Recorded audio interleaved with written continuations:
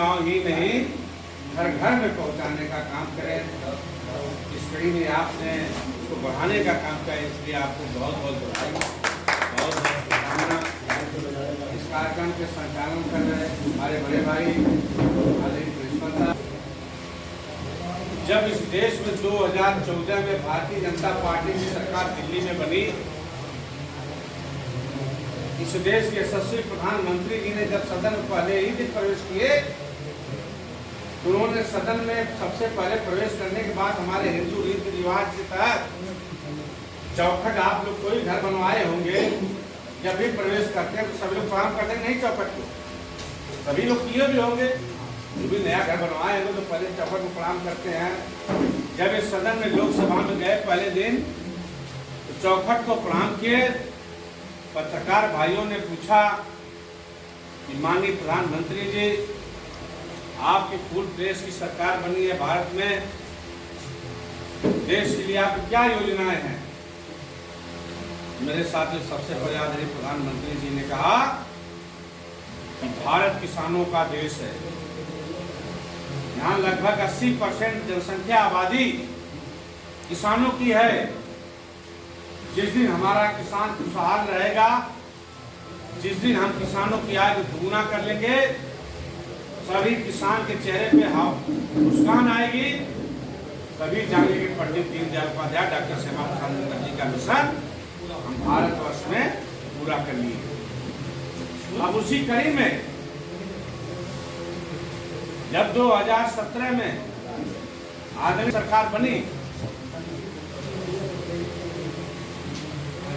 तो योगी जी का भी प्रयास रहा है, क्योंकि इसके पहले सहकारिता का क्षेत्र कुछ लोगों के हाथों में, ये समाजवादी पार्टी जो मुलायम सिंह यादव एंड कंपनी है, उनके परिवार की गिरफ्त में रहता था। नतीजा यह हुआ कि पूरे प्रदेश से सहकारिता समाप्त हो गया, क्योंकि बड़े बुजुर्ग हैं, सब लोग देखे होंगे सहकारिता क्षेत्र पहले क्या था। इसमें सहकारिता से चावल मिलता था, गेहूं मिलता था, कपड़ा मिलता था, सारी चीजें मिलती थी, और लोग खाद ले जाते थे, बीज ले जाते थे, दवा ले जाते थे, मतलब सारा काम जो होता था समितियों द्वारा होता था। लेकिन जो दूसरी पार्टी सरकारों जब सरकारें बनी इस प्रदेश में, तो सहकारिता को अपने घर का उन्होंने एक पॉकेट का कूड़ा का पॉकेट का बना लिया सिस्टम, और लूटपाट इतना किया पूरी सहकारी समिति बैठ गई। लेकिन जब दोबारा भारतीय जनता पार्टी की सरकार देश में बनती है और आदरणीय अमित शाह जी इस देश के सहकारिता मंत्री बनते हैं, और उत्तर प्रदेश में जब आपके सहयोग से दूसरी बार भारतीय जनता पार्टी आदरणीय योगी जी के नेतृत्व में बनती है, इस प्रदेश के सहकारिता मंत्री माननीय श्री जे.पी.एस. राठौर जी बनते हैं। मेरे साथियों, सबसे पहले आदरणीय अमित शाह जी ने सहकारिता के क्षेत्र को, पहले कृषि और सहकारिता एक ही में रहता था, लेकिन आदरणीय अमित शाह जी के प्रयास से सहकारिता को एक अलग मंत्रालय बन गया, सहकारिता के एक अलग विभाग बन गया। अब सहकारिता के अलग से बजट पेश आता है, इसका अलग से पैसा आता है किसान भाइयों के लिए। अब इसमें किसी विभाग की दखलंदाजी नहीं रहती। ऐसी सोच है आपके देश के प्रधानमंत्री और सहकारिता मंत्री। जब दूसरी बार आदरणीय योगी जी के नेतृत्व में उत्तर प्रदेश की सरकार बनती है, इस देश के यशस्वी मंत्री आदरणीय जे.पी.एस. राठौर जी बनते हैं, और इन्होंने अथक प्रयास किया कि जो पूरे प्रदेश में सभी बैंक करीब करीब बंद होने के कगार पर थे, लेकिन उन्हें अपने प्रयास से आज पूरे प्रदेश में 50 बैंक है, 49 बैंक फायदे में है, एक बैंक घाटे में है। वह बैंक कौन सा घाटे में है? जिसके चेयरमैन शिवपाल यादव सिंह के लड़के हैं आदित्यनाथ यादव जी, वही बैंक घाटे में चल रहा है, इटावा मेन रोड का। और 49 बैंक हमारे पूरे उत्तर प्रदेश के सभी बैंक फायदे में हैं।